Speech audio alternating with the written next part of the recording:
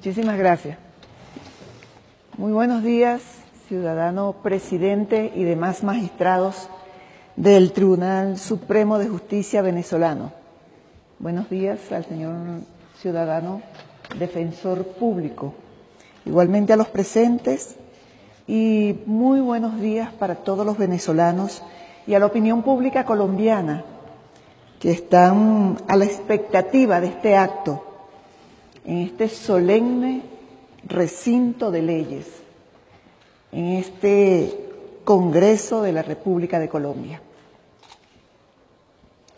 En nombre del Estado venezolano, solicito formalmente la declaratoria de haber mérito para enjuiciar o para iniciar el enjuiciamiento del actual presidente de la República Bolivariana de Venezuela, Nicolás Maduro, ya que de la investigación preliminar adelantada por los fiscales del Ministerio Público surgieron serios y fundados elementos que comprometen su responsabilidad en la comisión de los delitos de corrupción y legitimación de capitales. Estos delitos están previstos en el artículo 64 de la Ley contra la Corrupción y el artículo 35 de la Ley Orgánica contra la Delincuencia Organizada y Financiamiento al Terrorismo. Ahora bien, por cuanto los hechos están relacionados con la empresa Odebrecht, considero pertinente iniciar mi exposición explicando el modus operandi utilizado por Odebrecht en varios países latinoamericanos. Esto va a ayudar a comprender el caso penal que involucra a altos funcionarios del gobierno de Venezuela, principalmente al presidente de la República, Nicolás Maduro Moros. En los últimos 15 años, Odebrecht ha tenido o tuvo una incidencia en forma determinante en muchos países de la región para obtener contratos destinados a construcción de aeropuertos, puentes, refinerías, presas, plantas eléctricas.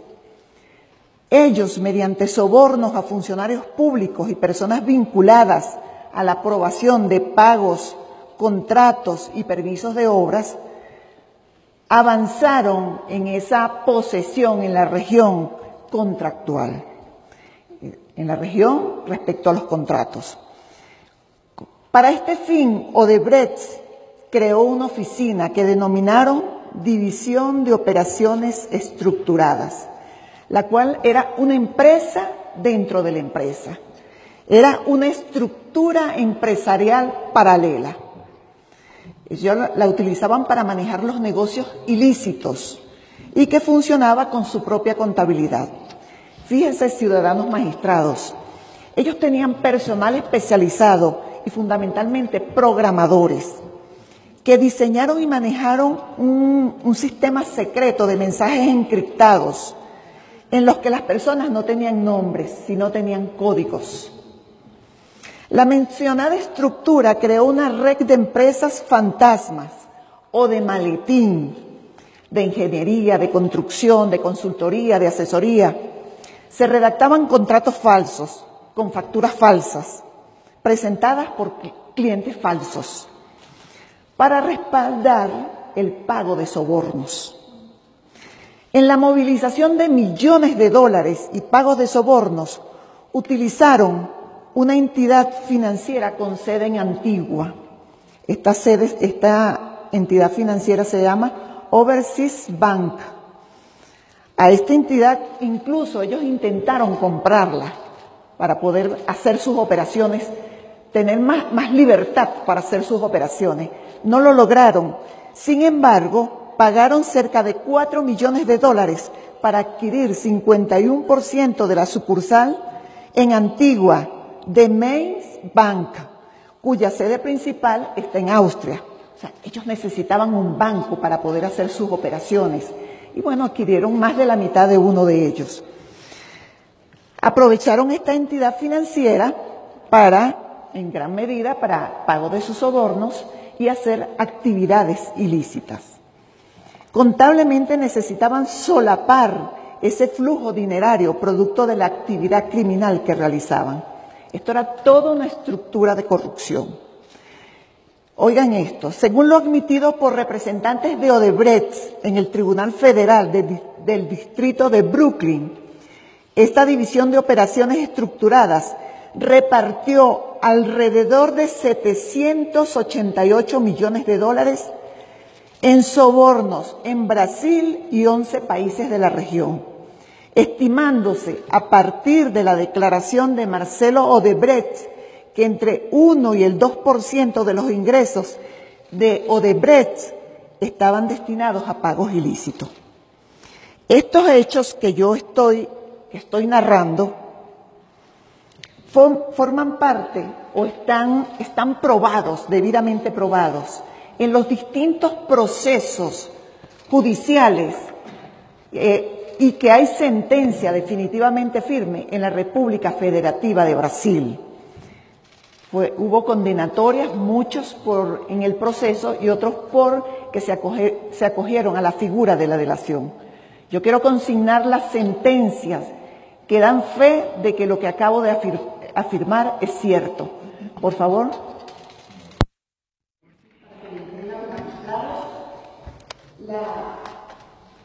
La prueba de que lo que estoy afirmando es cierto. Mediante esta estructura criminal, Odebrecht financió campañas presidenciales, campañas de gobernación y campañas de alcaldía, para asegurar la continuidad de las obras, de los pagos y la obtención de nuevos contratos. Ahora bien, pero el caso de Venezuela fue verdaderamente escandaloso. Puedo afirmar con responsabilidad que fue el país donde se causó mayor daño patrimonial,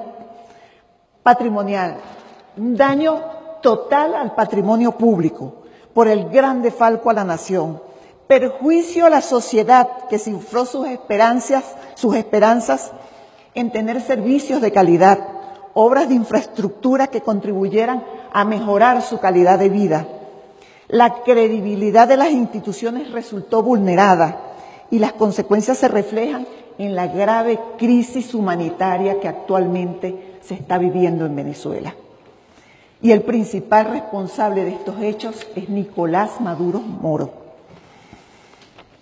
Quiero señalarles que el Ministerio Público, con ocasión a los hechos de corrupción de Odebrecht en Venezuela, inició 2 investigaciones, una en el 2015 y otra en el 2017.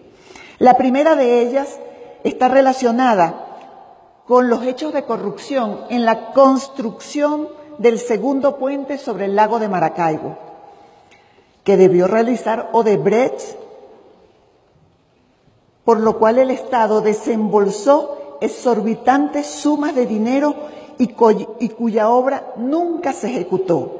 Y la segunda investigación está relacionada con el pago de 98 millones de dólares en sobornos a funcionarios públicos venezolanos por parte de Odebrecht. De la investigación se verificó que toda la trama de corrupción se inicia a partir de este convenio. Ciudadanos magistrados, el convenio marco entre la República Federativa de Brasil y la República Bolivariana de Venezuela. Este convenio marco fue firmado por Nicolás Maduro Moros. Pueden observar aquí. Allí en pantalla también lo estamos viendo. Este convenio debía ser aprobado mediante una, valga la redundancia, por una ley aprobatoria. La ley aprobatoria del convenio marco entre la República Federativa de Brasil y la República Bolivariana de Venezuela. Bueno, este convenio, el Parlamento venezolano tenía la obligación de revisarlo, verificar que no lesionara el patrimonio público, que no lesionara los intereses de la República. Pero eso nunca se hizo, no se revisó. Y no se revisó porque en ese momento la presidenta del Parlamento venezolano era la ciudadana Cilia Flores, pueden ver allí, esposa de Nicolás Maduro. Es decir, todo quedó en familia. Vaya familia. Yo quiero consignar estos dos instrumentos para que igualmente sean valorados. Ahora, de acuerdo a las investigaciones que se practicaron, se realizaron, nosotros hicimos allanamientos, inspecciones, experticias, tomamos entrevistas. En los allanamientos se recabó la totalidad de los contratos suscritos entre Odebrecht y el Estado venezolano, así como puntos de cuentas y otras informaciones determinantes para esclarecer los hechos. Pudimos constatar, por ejemplo, que para la ejecución del segundo puente sobre el lago de Maracaibo, Odebrecht y el Estado venezolano suscribieron un primer contrato. Ese contrato lo tengo por aquí. Suscribieron un primer contrato.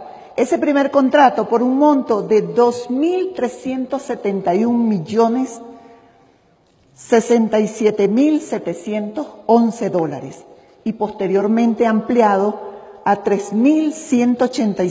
más de 3.187 millones de dólares. Yo quiero también consignar estos contratos para que se constate la certeza de las afirmaciones que estoy haciendo. Se verificó que por concepto de anticipo en esta obra, el segundo puente sobre el lago de Maracaibo, Odebrecht recibió de parte del Estado venezolano más de 407 millones de dólares para la construcción. Y pese a tal desembolso, las obras relacionadas con dicho puente jamás se realizaron y en la actualidad se encuentran en absoluto abandono, tal como lo constató el Ministerio en la experticia que realizó. Ustedes pueden ver, eso fue lo único que hizo Odebrecht. 407 millones de dólares por esos pilotes. Ahí están. Todo evento consigno la experticia practicada por el Ministerio Público, donde se puede observar todas las pruebas de que eso es lo único que construyó. ¿Qué obra tan cara le resultó eso al Estado venezolano? Y como estamos en este momento en Venezuela, y fíjense, 6 pilotes apenas.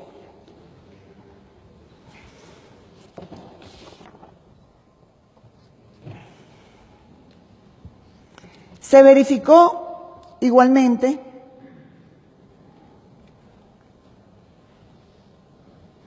en el marco de las investigaciones, en los allanamientos que se practicaron, se encontró información de al menos 13 obras contratadas por el Estado con Odebrecht y que están en la misma situación, entre las cuales yo puedo mencionar, solo por mencionar algunas, el Metro de Los Teques, Línea 5 del Metro de Caracas, Sistema de Transporte Masivo de Caracas, Guarenas, Guatire, Metro Cable Mariche, Sistema Vial Puente sobre el Río Orinoco.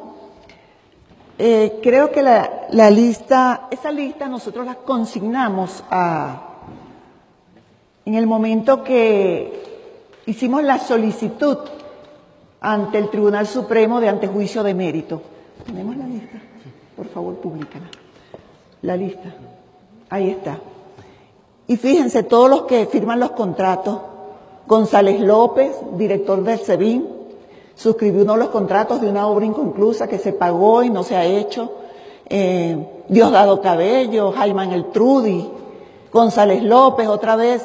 Todos esos, ahí están los montos de los contratos y las copias de los contratos, los puntos de cuentas y toda la información respecto a estas 13 obras constan en el expediente que fue consignado en el momento que se presentó el antejuicio de mérito. Okay. También se obtuvo copia de los puntos de cuenta y de los pagos por parte del Ejecutivo Odebrecht en el periodo comprendido entre agosto de 2011 a marzo de 2014. por un monto de $192.487.786 millones de dólares. Además, 225.222.369 bolívares por concepto de evaluaciones en esa obra. Ahí están las experticias, los puntos de cuenta, los desembolsos, y se puede observar que en esas obras no se ejecutó nada, todas están paralizadas y en la misma situación que está el puente, el segundo puente sobre el lago de Maracaibo. Y sin embargo, por valuaciones le pagaron tal suma. ¿Quién hizo esas valuaciones? ¿Quién le hizo el seguimiento a esas obras? Si estaban avanzando o no. Lo cierto es que, de acuerdo, en el marco de las investigaciones, de acuerdo con las normas de cooperación en materia penal, el Ministerio Público solicitó a la República Federativa de Brasil información de documentos relativos a Odebrecht y que permitieran entrevistar a determinadas personas, algunas de las cuales ya habían rendido testimonio o se habían acogido al beneficio de la delación y habían sido condenadas. Efectivamente, nosotros logramos entrevistar, envié a la subdirectora contra la corrupción y a un fiscal con competencia en materia contra la corrupción a la República Federativa de Brasil a los fines de que obtuviera la información que requeríamos. En dichas entrevistas, entre ellas a Mónica Moura y Joao Santana, estos expresaron, entre otros aspectos, lo siguiente. Fíjense esto, ciudadanos y honorables magistrados.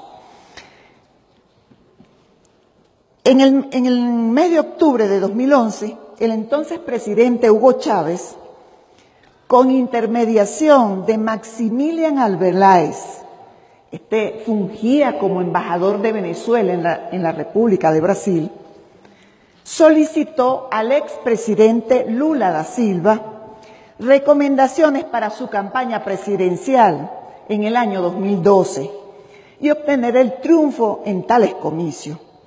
En virtud de ello, el presidente de Brasil sugirió la intervención del ciudadano Joao Santana, quien para ese momento manejaba una empresa de marketing político y campañas presidenciales en diversos países y gozaba de su confianza. Para la materialización de esa reunión entre Chávez y Santana, este último se trasladó a Caracas. Por cierto que se trasladó en un avión privado, propiedad de Andrade Gutiérrez. Ese es propietario de una empresa también constructora de Brasil, que está encargado de grandes obras también en toda América, y quienes también contribuyeron al financiamiento de la campaña de Hugo Chávez. Realizada la entrevista entre Hugo Chávez y Santana, Chávez le manifestó que el intermediario para recibir dinero y pagar lo que se cobrara por la campaña sería el ciudadano Nicolás Maduro Moros, que para ese momento se desempeñaba como canciller de la República de Venezuela. Luego de esta reunión, Joao Santana le dice a su esposa, Mónica Moura, que se reúna con Maduro. Y Mónica Moura se traslada a Venezuela y se reúne con Nicolás Maduro en la Cancillería. Allí negociaron que Nicolás Maduro pagaría a Mónica Moura la suma de $35 millones para financiar la campaña de Hugo Chávez. Este pago tenía dos modalidades. Una parte de esos 35 millones los pagaría Odebrecht, o sea que Odebrecht iba a pagar parte de esos 35 millones para la campaña de Hugo Chávez. Y Odebrecht, a través de Eusebio Acevedo, que era presidente de Odebrecht en Venezuela, era el encargado de hacer ese depósito. Pero también Andrade Gutiérrez, la empresa brasileña, también iba a ser parte de esos pagos. Efectivamente, Odebrecht y Andrade Gutiérrez pagaron mediante depósitos realizados a la cuenta de Joao Santana. Ellos le depositan a Joao Santana en el Banco Heritage mediante una cuenta offshore ubicada en Suiza. Hicieron 2 depósitos. Odebrecht, Eusenando Acevedo, en representación de Odebrecht, deposita $6 millones y Andrade Gutiérrez deposita $2 millones.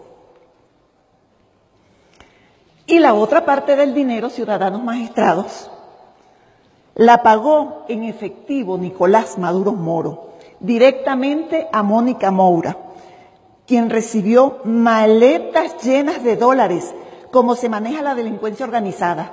Le entregó maletas de dólares en efectivo en la propia sede de la Cancillería venezolana por más de $10 millones en distintas entregas para financiar la campaña presidencial de Hugo Chávez. En su propia declaración, Mónica Moura señala que le quedaron debiendo $17 millones, es decir, que de los 35 solamente le pagaron 18. Las declaraciones, las delaciones, Mónica Moura, Joao Santana, Marcelo Odebrecht, Eusenando Acevedo, constan en este CD, que lo estoy consignando a los fines de que lo valoren y que lo manejen de acuerdo a las reglas del Código Orgánico Procesal venezolano vigente. Hay un detalle importante que Chávez solicitó, que no se incluyeran personas de habla portuguesa, sino que todos los que estuvieran en su campaña hablaran español. Por esa razón, Mónica Moura y Joao Santana subcontratan otra empresa, Contextos Comunicacionales, para que a los ojos de los venezolanos la campaña electoral de 2012 estaba manejada por venezolanos. Esta empresa es propiedad de Mónica Ortigosa. Por cierto que Mónica Ortigosa es esposa de un sobrino de Hernán Escarrá, un miembro de la ilegítima constituyente. La totalidad de la estrategia de campaña estaba en manos de los brasileños. Contexto solamente aparecía públicamente, pero sin embargo cobró el 20% de lo que cobró Mónica Moura y Joao Santana. Pero a Nicolás Maduro no le bastó con eso, con esta trama delincuencial, esta trama de corrupción. Por el contrario, le dio continuidad y le solicitó en el 2013 a la empresa Odebrecht, en la persona de Eusenando Acevedo, que le financiara su campaña presidencial y le pidió $50 millones americanos para su campaña, con el compromiso de que si ganaba las elecciones iba a favorecer a Odebrecht en diversas contrataciones públicas de infraestructura, iba a garantizar la continuidad de las obras en ejecución y aumentar el valor de los contratos y especialmente iba a agilizar los pagos pendientes, cuyo costo fue estimado en $2.500 millones. Yo tengo, ya los voy a consignar los puntos de cuenta, porque vaya que se agilizó Maduro los compromisos que asumió con Odebrecht. Porque fíjense lo siguiente, fue tal el compromiso que tuvo Maduro con ellos que él toma posesión el 19 de abril de 2013. El 4 de mayo de 2013 ya estaba aprobando el punto de cuenta para los desembolsos de los dineros a Odebrecht. 4 de mayo, 12 de mayo, 12 de mayo, 17 de septiembre, así. Aquí estoy consignando todos los puntos de cuenta y quienes presentaron los puntos de cuenta: Elías Agua, Juan de Jesús García Tucen, Elías Agua, Juan de Jesús García Tucen, Rafael Ramírez, Jaimán Eltrudi, Marcos Torres, Jaimán Eltrudi. Aquí están todos los puntos de cuenta que también los consigno. Los consigno a los fines de su valoración.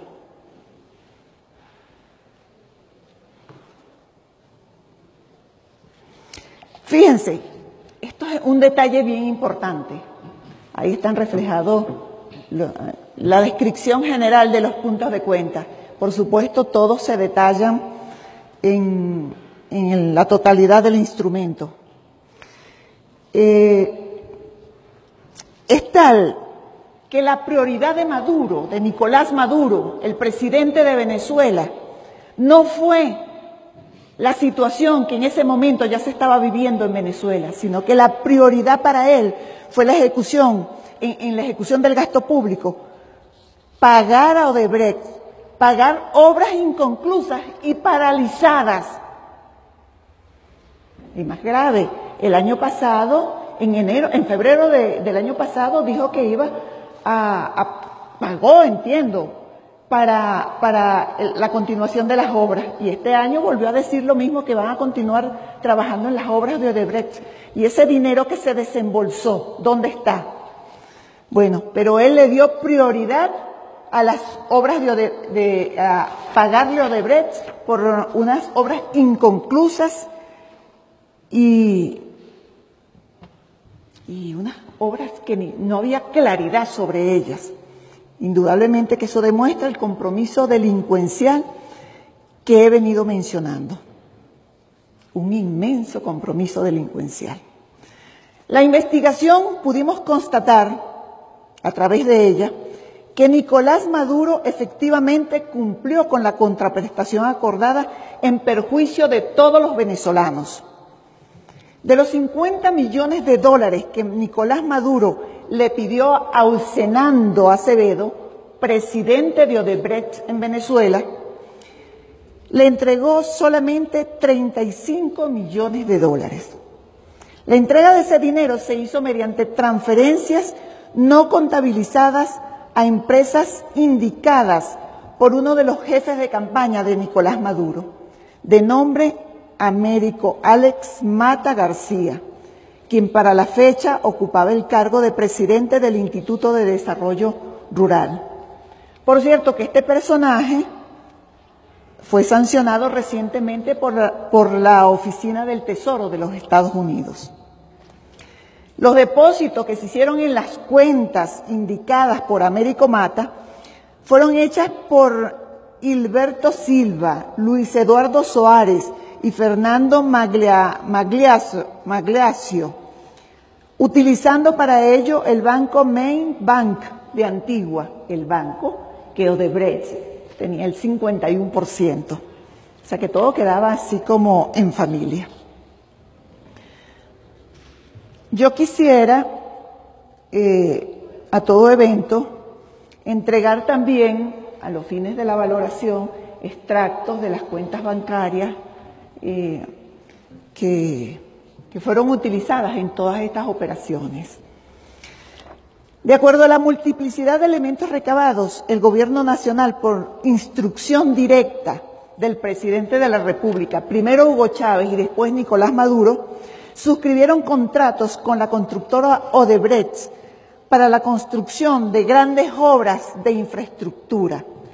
Y la corrupción llegó a tal límite que dicha empresa aportó grandes sumas de dinero a las campañas electorales de ambos candidatos a cambio de nuevas obras, algunas de ellas con importantes sobreprecios. Pueden valorarlo en la experticia que acabo de consignarle, cómo se evidencia el sobreprecio que hay en un caso concreto, el segundo puente sobre el lago de Maracaibo. Y también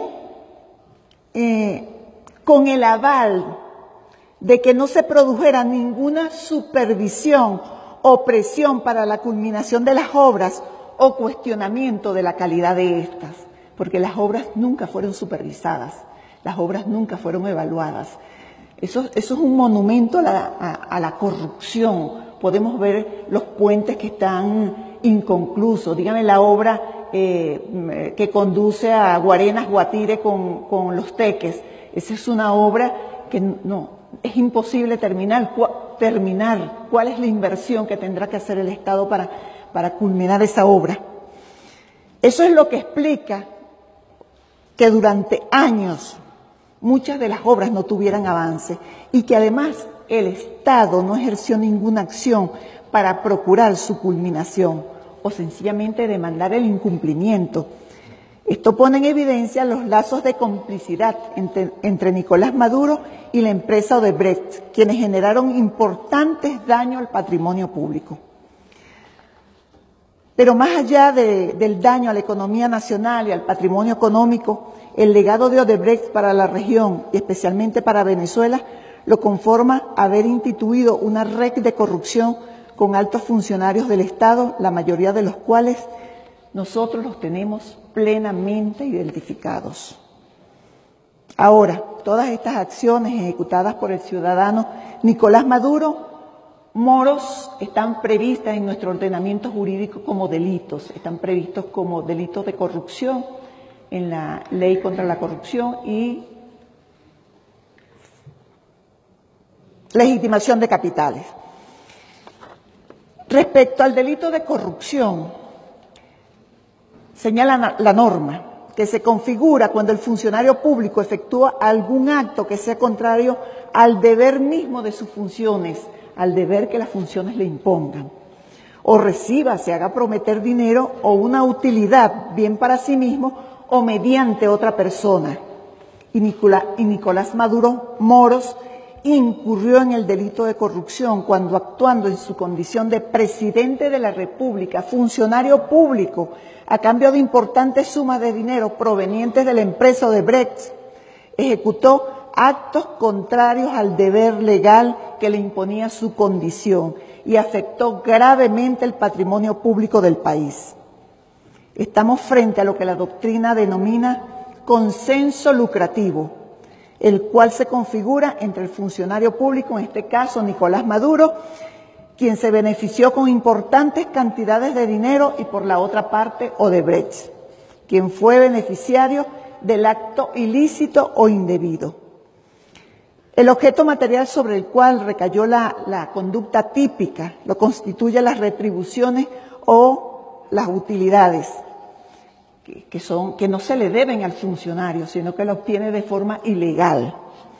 Y sin olvidar que el 232 constitucional establece que el presidente o presidenta de la República es el principal responsable del erario público. Él es el principal contralor, el principal auditor, el principal padre de familia que tiene los recursos del Estado, que tiene el patrimonio público, los bienes públicos, los bienes del Estado.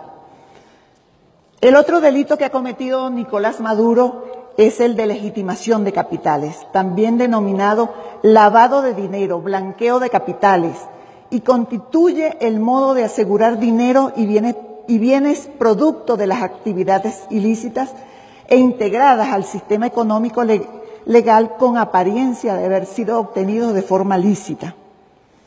En el presente caso, Nicolás Maduro recibió para sí una gran cantidad de dinero proveniente de la empresa Odebrecht, la cual supuestamente invertiría en su campaña electoral. Para esta transferencia de dinero simularon una operación mercantil lícita, mediante la cual encubrieron la ilegalidad del origen de los fondos, el cual provenía de un hecho de corrupción.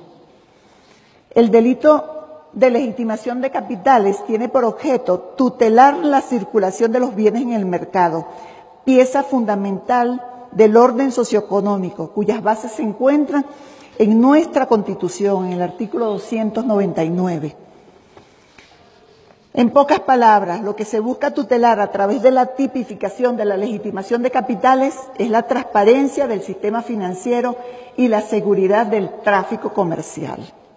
Los elementos en los cuales se fundamenta el Ministerio Público, serios y contundentes respecto a la participación de Nicolás Maduro Moro en la perpetración de estos delitos son los distintos informes, el consignado hoy y los que constan en el expediente que se consignó conjuntamente con la solicitud, las declaraciones de Mónica Moura y la delación de la misma, las declaraciones de Joao Santana, así como su delación, todas hechas ante la Procuraduría de Brasil, la delación realizada por Marcelo Odebrecht, el 10 de abril de 2016, la declaración de Eusenando Acevedo, los extractos bancarios de las cuentas de Joao Santana, los movimientos migratorios de Mónica Moura y Joao Santana, los emails consignados por Mónica Moura, donde se evidencia la trama de corrupción entre ellos y Nicolás Maduro. Consideramos que Nicolás Maduro fue quien orquestó todos estos hechos de corrupción, los cuales necesitamos develar hasta donde sea posible determinar quiénes más están involucrados en esto y cómo penetró a la administración pública venezolana. Es el objeto de la presente solicitud de antejuicio, cuya investigación podría derivar en otros delitos de distinta entidad. Ciudadanos magistrados, en atención a todo lo expuesto, se estima que existen fundamentos serios, los consignados ahora y los consignados previamente, y los que cursan dentro del expediente, los cuales ustedes valorarán si se harán públicos o no. Pero estos hechos comprometen a Nicolás Maduro en la comisión de los delitos de corrupción previsto en la Ley contra la Corrupción, en el artículo 64, y legitimación de capitales previsto en el artículo 35 de la Ley Orgánica contra la Delincuencia Organizada y financiamiento al terrorismo. Y en virtud de que el mismo posee la condición de alto funcionario a tenor de lo dispuesto en la Constitución de la República Bolivariana de Venezuela, en el artículo 266, numeral 2, y los artículos 37 y 376 del Código Orgánico Procesal Penal, solicito formalmente a este tribunal que, primero, declare la existencia de méritos para proseguir la causa penal, establecer la responsabilidad penal de Nicolás Maduro para iniciar su enjuiciamiento. Segundo, acuerde la captura internacional contra Nicolás Maduro. A tal efecto solicite se oficie a Interpol para que sea incorporado en el alerta roja y dada la trascendencia de la orden judicial, que este tribunal designe una representación de magistrados que acuda a la sede de Interpol a gestionar personalmente el cumplimiento de esa decisión. Esta solicitud procede porque se cumplen los extremos que establece el artículo 236 del Código Orgánico Procesal Penal, un hecho punible que merece pena privativa de libertad, suficientes elementos de convicción y además la presunción de peligro de obstaculización o sustracción del proceso. Y yo también solicito que se oficie a la Fuerza Armada Nacional Bolivariana, a la Fuerza Armada Nacional de Venezuela, para que ejecute la captura contra Nicolás Maduro y una vez ejecutada la captura lo ponga a la orden de este tribunal. Que ordene igualmente, solicito, la congelación de los bienes de Nicolás Maduro, la inmovilización de sus cuentas, todo de conformidad con lo establecido en el artículo 64 de la Ley contra la Delincuencia Organizada y Financiamiento al Terrorismo anteriormente mencionada. Es todo, ciudadanos magistrados. Espero que se haga justicia.